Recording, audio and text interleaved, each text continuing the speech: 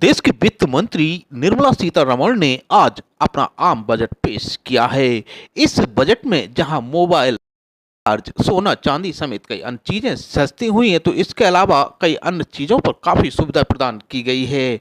आज पेश हुए इस बजट को लेकर उत्तर प्रदेश के मुख्यमंत्री योगी आदित्यनाथ ने अपनी प्रतिक्रिया व्यक्त की।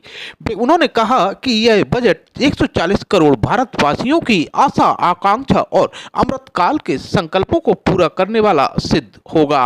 आप भी सुनिए उन्होंने क्या कहा, उनकी पूरी बात। आदरणीय प्रधानमंत्री श्री नरेंद्र मोदी जी के मार्गदर्शन में देश की नई संसद में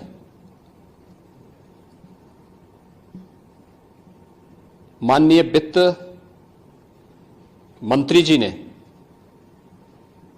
देश का आम बजट प्रस्तुत किया है। यह बजट सर्वस्पर्शी, सर्वसमावेशी, विकासोन्मुख 140 करोड़ भारतवासियों की आशा,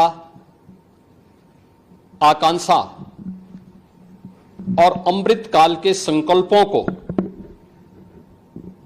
पूरा करने वाला सिद्ध होगा। आम बजट 2024-25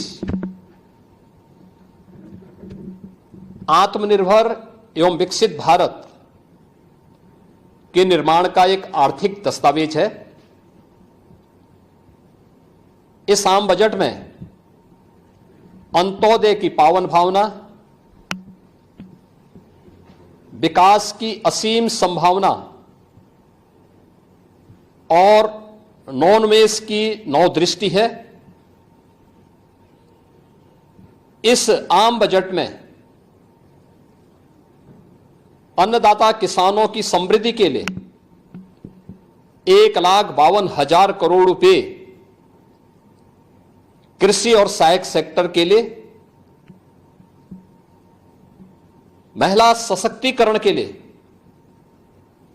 3 लाख करोड़ रुपए से अधिक का प्रावधान किया गया है।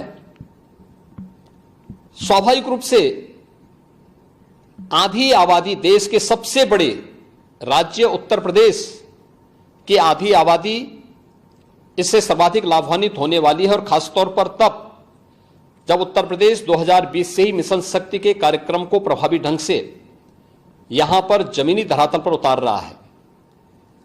सर्वाधिक अन्नदाता किसान उत्तर प्रदेश के अंदर निवास कर रहा है। उन अन्नदाता किसानों की समृद्धि में आज संसद में प्रस्तुत आम बजट बड़ी भूमिका का निर्वहन करने वाला है। युवाओं के लिए लाखों नौकरियों के साथ साथ मध्यम वर्गीय परिवार के लिए प्रत्यक्ष कर यानी इनकम टैक्स में जो नए टैक्स स्लैब की घोषणा हुई है, ये सभी अभिनंदनीय है, स्वागत योग्य है। इस पूरे बजट को अगर मैं कह सकता हूं कि यह बजट भारत को $5 ट्रिलियन की इकोनॉमी में बदलने के संकल्प के साथ ही दुनिया के ग्रोथ इंजन के रूप में भारत की भूमिका को और विकसित भारत की संकल्पना को साकार करने का एक आर्थिक दस्तावेज के रूप में यह देश की संसद में प्रस्तुत किया गया है। इस 140 करोड़ जनता जनार्दन के लिए समर्पित, उनकी आशा, उनकी आकांक्षा और अमृतकाल के संकल्पों को पूरा करने वाले इस बजट के लिए मैं आदरणीय प्रधानमंत्री जी के प्रति आभार व्यक्त करता हूं। माननीय केंद्रीय वित्त मंत्री माननीय श्रीमती निर्मला सीतारमण जी को और उनकी पूरी टीम का मैं अभिनंदन करता हूं। मध्यम वर्ग को राहत देने के लिए इस आम बजट में जो उपाय किए गए उसको लेकर क्या कहना है? देखिए, मध्यम वर्गीय परिवार में टैक्स के बारे में सबसे बड़ी छूट आज उपलब्ध हुई है। और ये लंबे वर्ष समय से ये मांग चली आ रही थी। 3 लाख तक के प्रत्यक्ष कर यानी इनकम टैक्स में कोई भी टैक्स नहीं लगेगा। इसके साथ साथ अन्य जो स्लैब भी दिए गए हैं वे काफी राहत भरे हैं।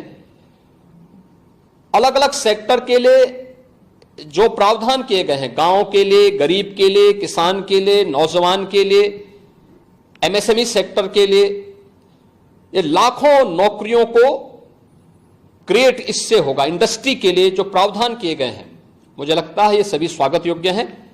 और नौजवानों के लिए, समाज के हर तबके के लिए, महिला सशक्तिकरण के लिए, अन्नदाता किसानों के लिए, सभी तबके के लिए जो कुछ भी प्रावधान इसमें किया गया है, मैं कह सकता हूं कि यह राम राज्य की अवधारणा को साकार करने वाला एक सर्वस्पर्शी, सर्वसमावेशी और विकासोन्मुख बजट के रूप में यह मोदी 3 का यह पहला बजट जाना जाएगा।